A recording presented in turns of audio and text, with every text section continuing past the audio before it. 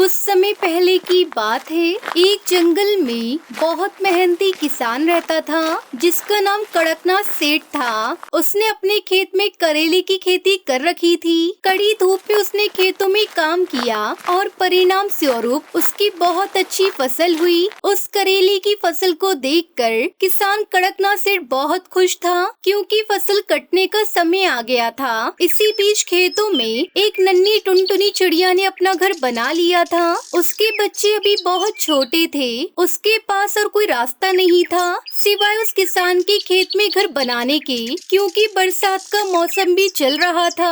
एक दिन मैं आज बहुत खुश हूँ। मेरी कड़ी मेहनत रंग लाई। इतने महीनों बाद मुझे ये करेले की फसल मिली है। इन्हें तोड़कर मैं बाजार में अच्छे दामों में बेचूंगा। कल मैं अपने बेटे कालू के साथ खेत पर आऊंगा, फिर हम सोचेंगे कैसे क्या करना है।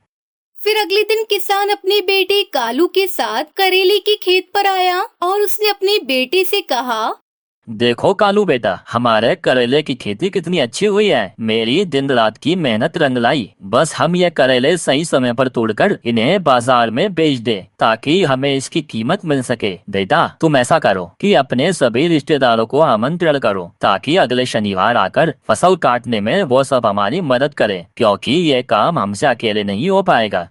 पर किसान की ये बात सुनकर टुनटुनी चिड़िया के दोनों बच्चे बहुत घबरा गए और अपनी माँ से कहने लगे, अब हमारा क्या होगा माँ? अभी तो हम पूरी तरह से उड़ने लायक नहीं हुए हैं माँ। हम यहाँ से कहाँ जाएंगे? अगर किसान अंकल ने फसल काट दी तो हम बेघर हो जाएंगे। आपने कुछ सोचा है या नहीं? माँ मुझे तो बहुत डर लग रहा है। तभी उनकी माँ टुनटुनी चिड़िया ने अपने बच्चों को समझाते हुए कहा, मेरे बच्चों, तुम दोनों चिंता मत करो। जो दूसरे के सहारे चलते हैं उसकी कोई मदद नहीं करता। हम इस घर से भी कोई निकाल नहीं पाएगा। तुम दोनों बिना डरे आराम से रहो। मैं हूँ ना, मैं तुम दोनों को कुछ नहीं होने दूंगी। अगले शनिवार जब बाप बेटे अपने खेत पर पहुँचे तो वहाँ कोई भी रिश्तेदार नहीं आया था। ये देखकर उन दोनों को बहुत निराशा हुई। तभी किसान कड़कनाथ सेठ ने अपने बेटे कालू से कहा, बेटा ये रिश्तेदार पक्षी क्यों नहीं आया अभी तक? मैंने इन्हें बुलाने के लिए कहा था ना, पर ये आए क्यों नहीं? चलो कोई नहीं, बेटा कालू तुम दोबारा उन्हें एक बार बुला लेना।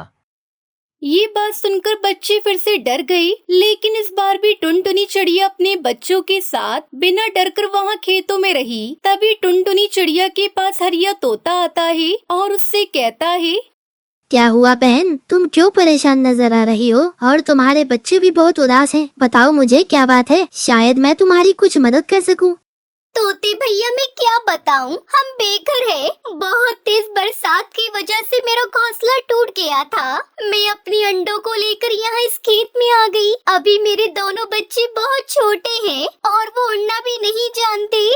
अच्छा टुनटुनी बहन, मैं एक बार उस किसान से बात करके देखता हूँ, शायद वो तुम्हारी मदद कर दे। फिर हरिया तोता ये कहकर कड़कनाथ सेठ के पास जाता है और उसे सारी बात बताता है, लेकिन कड़कनाथ सेठ उस टुनटुनी चिड़िया की मदद करने से साफ इनकार कर देता है।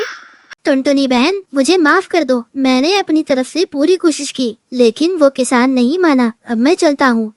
कोई बात नहीं हरिया भैया, आपने अपनी तरफ से कोशिश तो की, बस मेरे लिए बहुत है। ये कहकर हरिया तोता वहाँ से चला जाता है। अगले हफ्ते जब दोनों बाप बेटे खेत पर पहुँचे तो देखा वहाँ कोई भी रिश्तेदार सहायता करने नहीं आया था। तो किसान ने अपने बेटे से कहा, जो इंसान दूसरे का सहारा लेकर जीना चाहता है उसका यही हाल होता है। उसे हमेशा निराशा ही मिलती है। अब चलो घर जाते हैं। कल सुबह हम फसल काटने का सामान लेकर आएंगे और इस करेले की फसल को हम दोनों मिलकर तोड़ेंगे।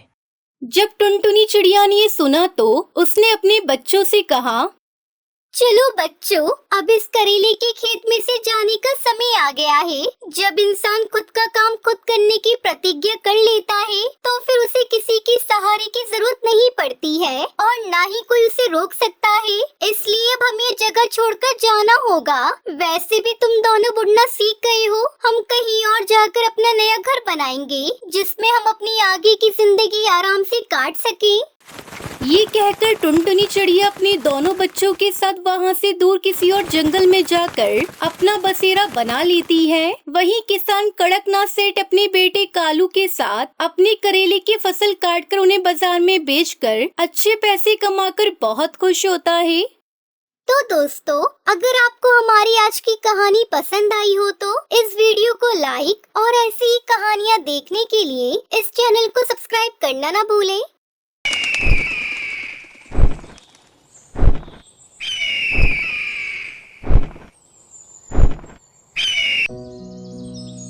सुंदर नगर के जंगल में टुनटुनी चिड़िया अपने पति कालू कौवे के साथ रहती थी।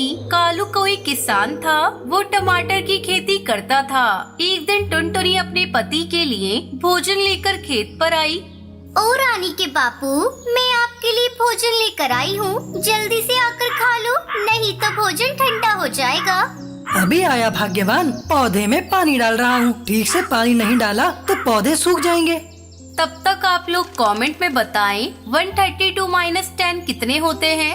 थोड़ी देर बाद कालू कौवा पौधे में पानी डालकर आता है और भोजन करने लगता है। तभी एक व्यापारी उसके खेत पर टमाटर खरीदने आता है। कालू भोजन करके व्यापारी को टमाटर देता है। ये क्या साहब, ये पैसे तो बहुत कम है। साहब, इतने कम रुपए में तो मेरी लागत भी नहीं आएगी। भाई, मैं तो तुम्हें इतने ही पैसे दूंगा। अगर तुम्हें ज्यादा पैसे चाहिए तो तुम दूसरे व्यापारी को अपने टमाटर बेच दो। ठीक है साहब, आप जो दाम देंगे मुझे मंजूर है। व्यापारी टमाटर लेकर वहाँ से चला जाता है। कालू को वो सारे पैसे टुनटुनी चिड़िया को दे देता है। ये तो बहुत कम पैसे हैं जी, क्या करूँ? टुनटुनी, कुछ समझ में नहीं आता। इतनी मेहनत करके टमाटर उगाता हूँ पर मन मुताबिक दाम ही नहीं मिलता।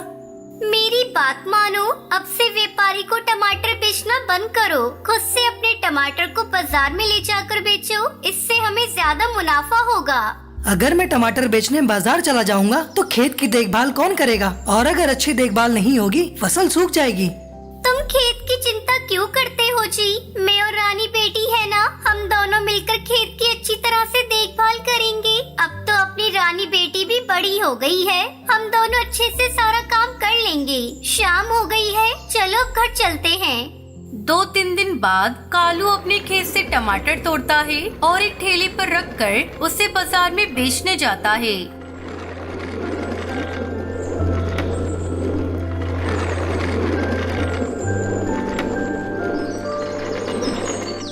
ए, टमाटर ले लो, टमाटर, ताजे ताजे टमाटर, लाल लाल टमाटर ले लो।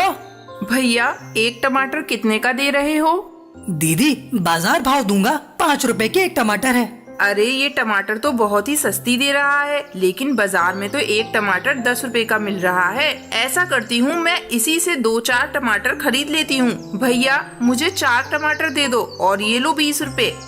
शाम होते होते कालू के सारे टमाटर बिक जाते हैं। आज उसे टमाटर की अच्छी कीमत मिली थी। वो घर आता है और अपनी बेटी को अपने पास बुलाता है। रानी, देख मैं तेरे लिए क्या लेकर आया हूँ। तुझे जलेबियाँ बहुत पसंद है ना, ले इसे खा। लगता है आज अच्छी बिक्री हुई है टमाटर की। इस तरह समय गुजरने लगता है और कालू की टमाटर की डिमांड बढ़ने लगती है। माँ, पापा से कहो ना, अपनी टमाटर की पैदावार बढ़ाने के लिए बाजार से ऑर्गेनिक खाद खरीद कर लाएं। इससे हमारी फसल ज्यादा होगी और हमें मुनाफा भी ज्यादा होगा। टुनटुनी चिड़िया ये बात कालू कौवे को बताती है। अगले दिन कालू कौवा बाजार से एक दवा खरीद कर लाता है। ये लो रानी की माँ, इसे पानी में मिलाकर पौधों में डाल देना, लेकिन याद रखना बस 2 चम्मच ही डालना। अगर ज्यादा डाला तो सारे पौधे नष्ट हो जाएंगे। टुनटुनी चिड़िया पानी में दवा को मिलाकर टमाटर के सभी पौधों में डाल देती है। अगले दिन कालू कौवा देखता है कि टमाटर काफी बड़े और लाल हो गए थे। वो जल्दी जल्दी सारे टमाटर तोड़कर उन्हें बाजार में बेच देता है। अब कालू कौवा टमाटर का एक बड़ा व्यापारी बन गया था। वो बड़ी बड़ी गाड़ियों में भरकर अपने खेतों की टमाटर शहर की मंडी में पहुंचाने लगा। इस तरह कालू कौवा टुनटुनी चिड़िया टमाटर की फसल बेचकर खुशी खुशी रहने लगते हैं। माँ जी, कुछ तो बोलिए। माँ जी, आप इतनी जल्दी हमें छोड़कर नहीं जा सकती।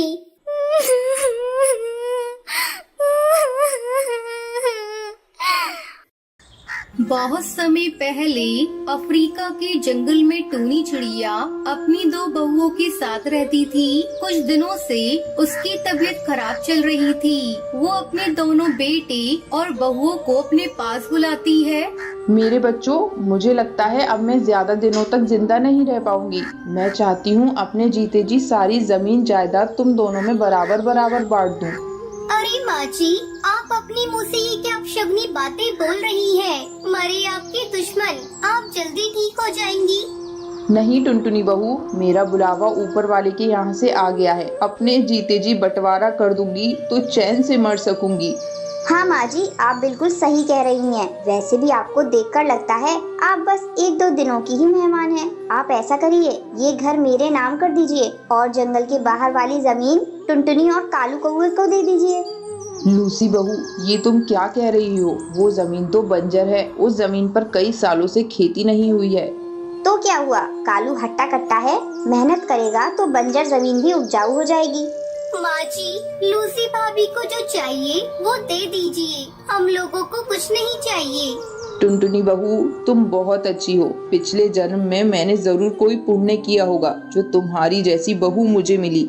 दोनों बेटे और बहुओं को उनका हिस्सा देकर टूनी चिड़िया राहत की सांस लेती है।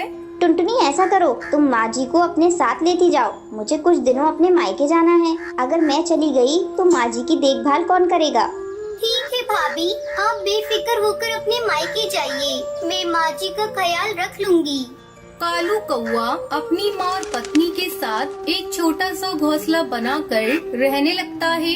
इस तरह कुछ दिन गुजर जाते हैं। एक दिन कालू कौवा टुनटुनी चिड़िया से कहता है, टुनटुनी, चलो खेत की सफाई करके सारे कंकड़ पत्थर हटा देते हैं। फिर माँ का आशीर्वाद लेकर बैगन की खेती करेंगे। ये तो आपने बहुत अच्छा सोचा है जी। देर करने से कोई फायदा नहीं। हम आज से ही खेत की सफाई शुरू कर देते हैं। दोनों पति पत्नी मिलकर खेत का सारा कंकड़ पत्थर हटाकर उसकी सफाई करते हैं। फिर उसमें मिट्टी और खाद डालते हैं।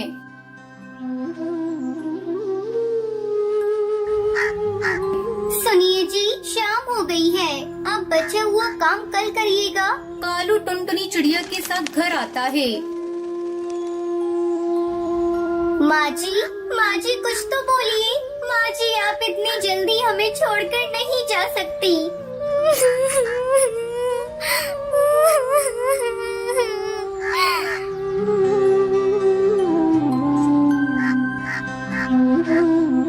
दुखी मन से कालू कौवा अपनी माँ को खेत में ही दफना देता है। माँ, अपना आशीर्वाद सदा हम पर बनाए रखना। अगले दिन कालू अपने खेत में बैंगन के छोटे छोटे पौधे लगा देता है और दिन रात उसकी अच्छी तरह से देखभाल करने लगता है। देखते ही देखते उसके खेत में सुंदर सुंदर बैंगन की फसल लहराने लगती है। देख रही हो जी, अपने खेत में बैंगन कितने सुंदर लग रहे हैं। फसल इतनी अच्छी आई है कि विश्वास ही नहीं हो रहा है कि ये खेत बंजर था। आपने बहुत मेहनत की है। आज माँ जी जिंदा होती तो इस फसल को देखकर बहुत खुश होती। कालू को वो अपने खेत से बैंगन तोड़कर शहर की मंडी में बेच देता और पैसे लाकर टुनटुनी को दे देता है। टुनटुनी चिड़िया, इन पैसों को ले जाकर एक बक्से में रख दो। मैंने एक जमीन के बारे में बात की है। जल्द ही मैं उस जमीन को खरीद लूंगा। खुशी खुशी टुनटुनी चिड़िया उन पैसों को ले जाकर एक बक्से में रख देती है। टुनटुनी और उसका पति बैंगन की खेती करके खुशी खुशी अपनी जिंदगी बिताने लगते हैं।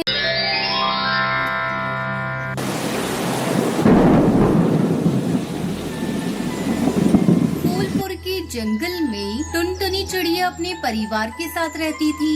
जंगल में उन दिनों बहुत गर्मी पड़ रही थी, जिसके चलते जंगल में भोजन की कमी हो गई थी। टुनटुनी अपने बच्चों के साथ जंगल में भोजन की तलाश कर रही थी।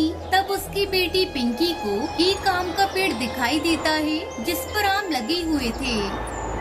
माँ, वो देखो, वहाँ आम का एक पेड़ है। हम लोग वहाँ चलकर आम खाते हैं, नहीं तो कोई दूसरा पक्षी आकर सारे आम खा लेगा और हमें आज भी भूखा रहना पड़ेगा। टुनटुनी अपने बच्चों के साथ आम के पेड़ से आम तोड़ने जाती है, लेकिन वहाँ पहले से ही सुंदरी कौवी भी आम के पेड़ पर बैठी आम को खा रही थी।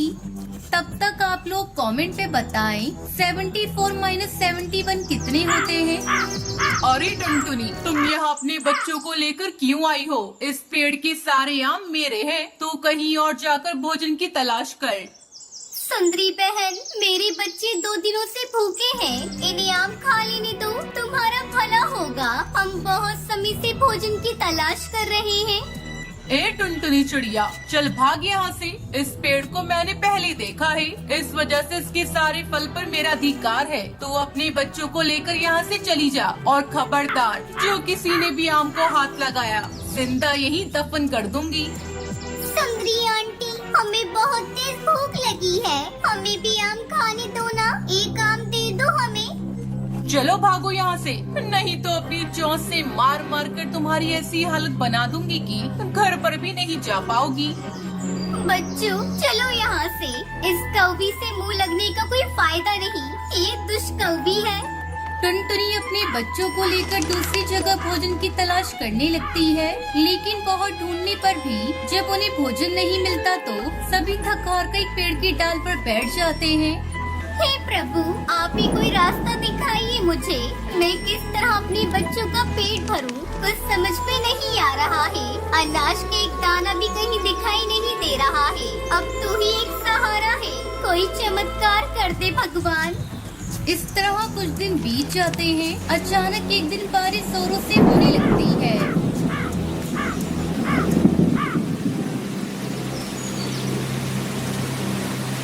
पूरे जंगल में पानी भर जाता है। टुनटुनी के बच्चे खिड़की पर बैठकर बारिश के मजे ले रहे थे। तभी पिंकी को पानी में बहती हुई एक पोटली दिखाई देती है। अगले दिन बारिश रुकने पर जब पिंकी घर से बाहर निकलती है, तब उसके घर के बाहर वही पोटली दिखाई देती है जो कल पानी में बह रही थी। पिंकी चिड़िया उस पोटली को खोलकर देखती है तो उसमें बहुत सारे तरबूज के बीज थे। मम्मा मम्मा, ये देखो, इस पोटली में बहुत सारे तरबूज के बीज है, चलो उसे हम लोग अपने घर के आंगन में बो देते हैं। फिर टुनटुनी चिड़िया अपने घर के आंगन में वो तरबूज के बीज बो देती है। कुछ ही दिनों में तरबूज के पेड़ पर बड़े बड़े तरबूज लग जाते हैं। एक तरबूज को तोड़कर पिंकी चिड़िया खाने लगती है।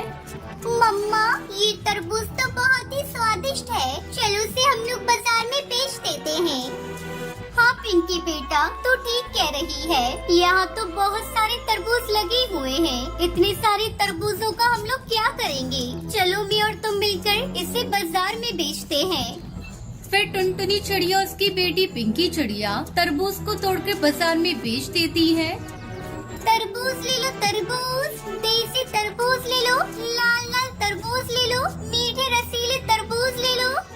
कुछ ही देर में उसके पास पैसों का ढेर लग जाता है, जिससे वो अपने बच्चों को उनकी पसंद के अच्छा भोजन और शिक्षा दिलाती है। इस तरह टुनटुनी चिड़िया अपने बच्चों के साथ तरबूज की खेती करके खुशी खुशी रहने लगती है।